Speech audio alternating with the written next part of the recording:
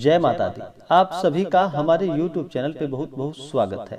आइए आज सुनते हैं परिवर्तिनी एकादशी की कथा। यह व्रत भाद्रपद माह के शुक्ल पक्ष की एकादशी तिथि के दिन परिवर्तिनी एकादशी का व्रत किया जाता है।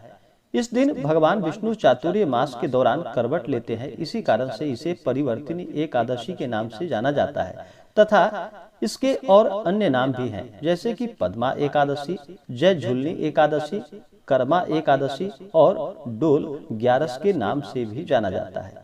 एकादशी का व्रत सभी प्रकार के पाप और ताप को नष्ट करने वाला है।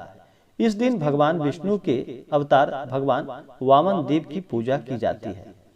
तो आइए सुनते हैं परिवर्तिनी एकादशी व्रत की कथा। तो बोलिए प्रेम से भगवान विष्णु की जय, माता लक्ष्मी की जय, वामन देवता की जय, एकादशी माता की जय। बहुत समय पहले की बात है कि एक बार युधिष्ठिर भगवान श्री कृष्ण से कहने लगे कि हे प्रभु, भाद्रपद शुक्ल पक्ष की एकादशी का क्या नाम है, इसकी क्या विधि है तथा इसका क्या महात्म है, कृपा करके आप मुझसे कहिए। तब भगवान श्री कृष्ण कहने लगे कि हे युधिष्ठिर, इस पुण्य स्वर्ग और मोक्ष को देने वाली तथा सब पापों को नाश करने वाली उत्तम वामन एकादशी का महात्म मैं तुमसे कहता हूँ। तुम ध्यान पूर्वक इस व्रत को सुनो। इसे पद्मा एकादशी, परिवर्तिनी एकादशी, जय झुलनी एकादशी के नाम से जाना जाता है। इस व्रत को करने से वाजपेयी यज्ञ का फल प्राप्त होता है। पापियों के पाप नाश करने के लिए इससे बढ़कर कोई उपाय नहीं है। जो मनुष्य इस एकादशी के दिन मेरी वामन रूप की पूजा करता है, उससे तीनों लोग पूज्य होते हैं। अतः मोक्ष की इच्छा रखने वाले मनुष्य को इस व्रत को अवश्य करना चाहिए। जो भी कमल नयन भगवान का कमल से पूजन करते हैं, वे अवश्य भगवान के समीप जाते हैं।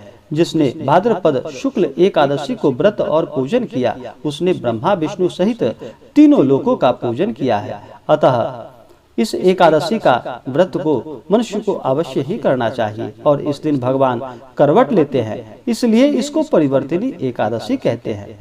भगवान के वचनों को सुनकर युधिष्ठिर बोले कि हे भगवान, मुझे अति संदेह हो रहा है कि आप किस प्रकार सोते हैं और किस प्रकार करवट लेते हैं तथा किस तरह राजा बलि को बांधा और वामन रूप रखकर क्या क्या लीलाएं की हैं। चातुर्य मास के व्रत की क्या विधि है तथा आपके शयन करने पर मनुष्य का क्या कर्तव्य है, सो आप कृपा करके मुझसे विस्तार से बताइए। तब भगवान श्री कृष्ण कहने लगे कि हे राजन, अब आप सब पापों को नष्ट करने वाली कथा का श्रवण करें। त्रेता युग में बलि नामक एक दैत्य था। वह मेरा परम भक्त था। विविध प्रकार के वेद सूक्तों से मेरा पूजन किया करता था और नित्य ही ब्राह्मणों का पूजन तथा यज्ञ का आयोजन किया करता था।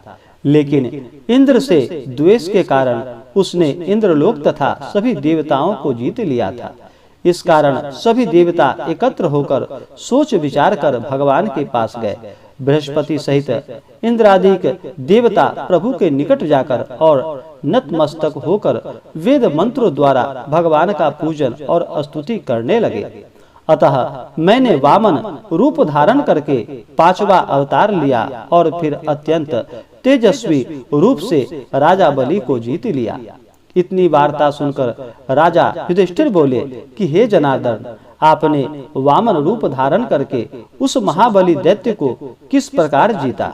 भगवान श्री कृष्ण कहने लगे कि मैंने वामन रूपधारी ब्रह्मचारी बलि से 3 पग भूमि की याचना करते हुए कहा कि ये मुझको 3 लोक के समान है और हे राजन, यह तुमको अवश्य ही देनी होगी।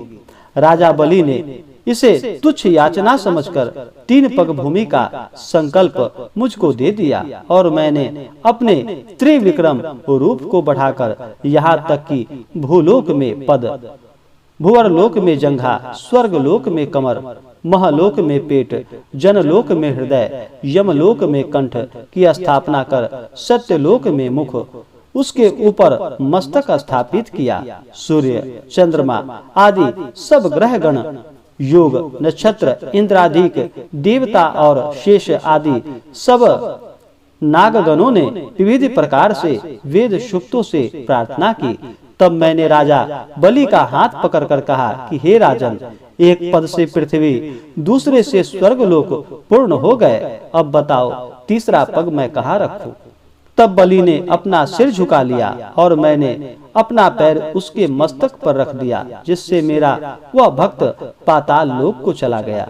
फिर उसकी विनती और नम्रता को देखकर मैंने कहा कि हे बलि, मैं सदैव तुम्हारे निकट ही रहूंगा। विरोचन पुत्र बलि से कहने पर भाद्रपद शुक्ल एकादशी के दिन बलि के आश्रम पर मेरी मूर्ति स्थापना हुई। इसी प्रकार दूसरी क्षीर सागर में शेषनाग के खष्ट पर हुई। हे राजन, इस एकादशी को भगवान शयन करते हुए करवट लेते हैं, इसलिए तीनों लोकों के स्वामी भगवान विष्णु का उस दिन पूजन करना चाहिए। उस दिन तांबा, चांदी, चावल और दही का दान करना उचित होता है। रात्रि को जागरण अवश्य करनी चाहिए। जो विधि पूर्वक इस एकादशी का व्रत को करते हैं, वे सब पापों से मुक्त होकर स्वर्ग में जाकर चंद्रमा के समान प्रकाशित होते हैं और यश पाते हैं। जो पाप नाशक इस कथा को सुनते हैं या पढ़ते हैं, उसको 1000 अश्वमेध यज्ञ का फल प्राप्त होता है। इसी प्रकार से जो भी सच्ची श्रद्धा के साथ और नियम निष्ठा के साथ इस व्रत को करता है, उसे सभी प्रकार के सुख और समृद्धि की प्राप्ति होती है। तो बोलिए प्रेम से भगवान विष्णु की जय, माता लक्ष्मी की जय, वामन भगवान की जय, एकादशी माता की जय। तो आशा करता हूँ कि यह जानकारी आपको अच्छा लगा हो। ऐसे ही ज्ञानवर्धक जानकारियाँ प्राप्त करते रहने के लिए हमारे इस चैनल को लाल बटन दबा करके सब्सक्राइब करें, साथ में बेल आइकन घंटी दबाएं, ताकि मेरे वीडियो का नोटिफिकेशन आपको समय से मिलता रहे।